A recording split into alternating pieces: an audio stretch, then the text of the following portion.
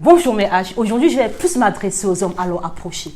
Qu'est-ce qui se passe? Vous venez me dire que depuis que ma femme a accouché, elle a fait sa maternité, elle se laisse aller, elle prend plus soin d'elle. Je vais retrouver la femme que j'ai épousée. Et entre autres, les femmes qui se plaignent, mon mari ne me regarde plus, il ne voit que mon ventre depuis que j'ai accouché mon premier fils. Mais où vous allez aller? Si au premier enfant c'est comme ça, alors qu'est-ce qui se passe? Aujourd'hui je vais plus m'adresser aux hommes qui viennent me dire je veux absolument qu'elle puisse perdre du poids parce que je veux retrouver la femme que j'ai épousée.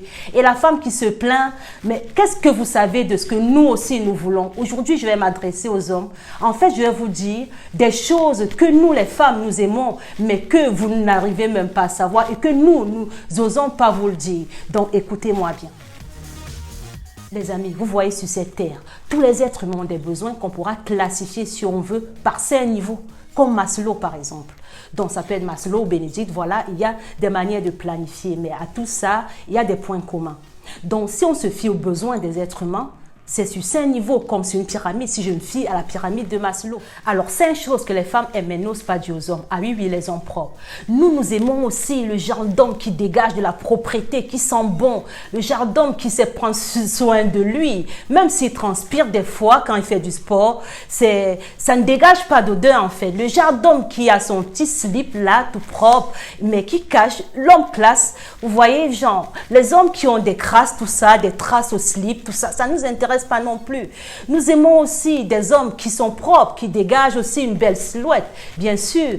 Et puis, en deuxième point, nous aimons des hommes qui sont grands de taille, parce que quand un homme est grand de taille, ça dégage de la sécurité, ça dégage un sentiment de protection, vous savez, dans les besoins de Bénédicte. Ça signifie que l'être humain, tous les êtres humains de cette terre ont des besoins, si on classifie. Donc, les besoins seront physiologiques, de sécurité, d'amour ou d'appartenance, d'estime ou d'accomplissement. Et en fait, tous les besoins, une fois on comble un besoin, on a un autre besoin qu'on a envie de combler. Donc, l'être humain a un perpétuel besoin d'évolution par rapport à ses besoins. Donc, ce n'est pas une question de dire qu'on est matérialiste ou pas, parce que pendant qu'on va combler ses besoins physiologiques, comme dormir, manger, voilà, être sûr, on va avoir le besoin de sécurité, comme être sur un toit, etc. On va avoir besoin d'amour et d'appartenance après. Dans l'amour, on peut tomber amoureux. Après, on a besoin de se marier, etc. Donc, pour ne pas rentrer dans les détails, c'est évolutif. Et chacun a son niveau pour pouvoir combler ses besoins. Donc, je reviens là pour vous dire que si vous choisissez quelqu'un qui a un niveau de besoin élevé à votre besoin à vous, c'est possible qu'il y ait une décadence parce que vous n'allez pas vous comprendre. Si vous êtes encore au besoin physiologique alors qu'une fille que vous allez draguer est au niveau de son besoin d'appartenance, d'amour ou d'accomplissement, vous voyez que ça ne pourra pas le faire. Les femmes aiment les hommes qui donnent l'argent. Ah oui, oui, je sais que beaucoup d'hommes viendront ici, se plaignent, peut-être même insulter, mais c'est clair. Vous n'allez pas changer le monde parce que il se peut que si votre grand-père même ne donnait rien à votre grand-mère, vous ne serez pas né. Donc on va dire la vérité ici sans filtre et sans gants. Voilà. Je suis là pour vous dire ce que les femmes n'osent pas vous dire. Les femmes aiment l'argent, mais même pas quand elles vous demandent l'argent avant que vous donnez, c'est plus pareil. Les femmes aiment les hommes qui prennent l'initiative, qui réalisent que ma femme a besoin d'être coiffée, ma femme a besoin d'aller faire du shopping, ma femme a besoin et anticipe. Ça séduit. Il n'y a rien de plus stimulant, de plus excitant qu'un homme qui donne de l'argent ou des cadeaux à sa femme. Donc voilà, c'est pas que vous qui en avez besoin d'affection. Nous aussi, nous avons des besoins. Et je vais vous dire la vérité. Alors les hommes, je suis désolée si vous êtes radins, mais la main qui donne, c'est toujours au-dessus de la main qui reçoit.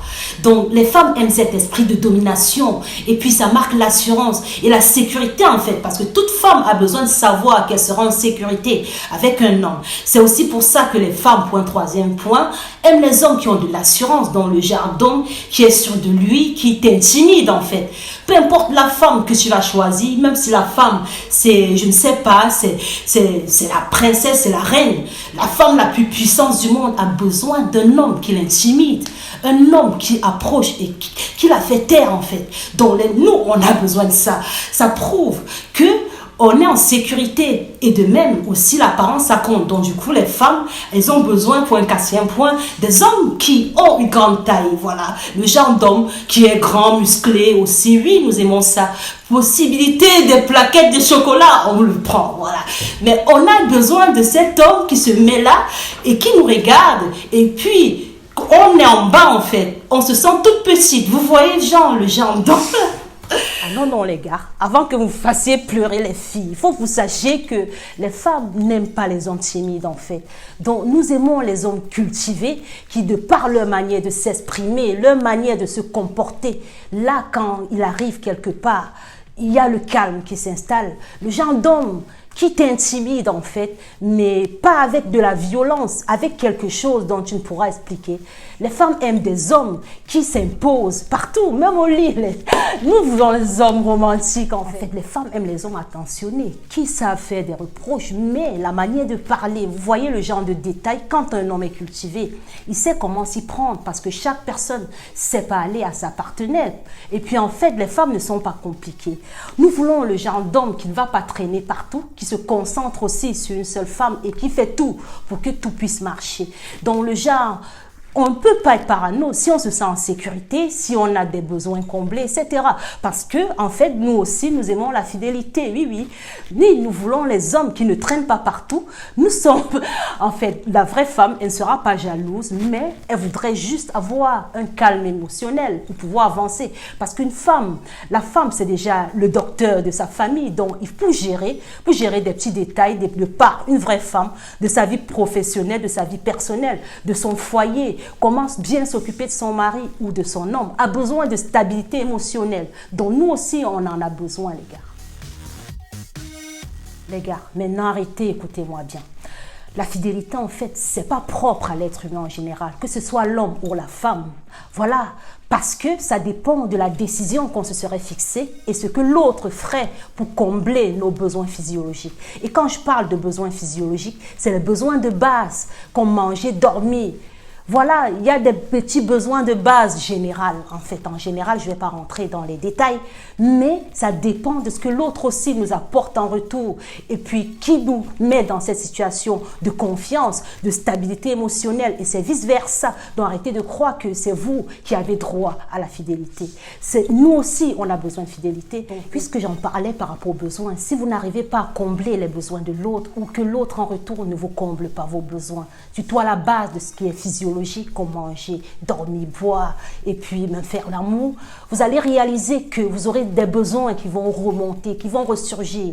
Et puis, si vous prenez une mauvaise décision, vous avez fait une erreur, mais si vous choisissez de recommencer, de prendre cette mauvaise décision, ce sera un choix. Parce que en réalité, il ne suffit pas de se mettre en valeur, mais il suffit d'être la personne de valeur. Merci de m'avoir écouté.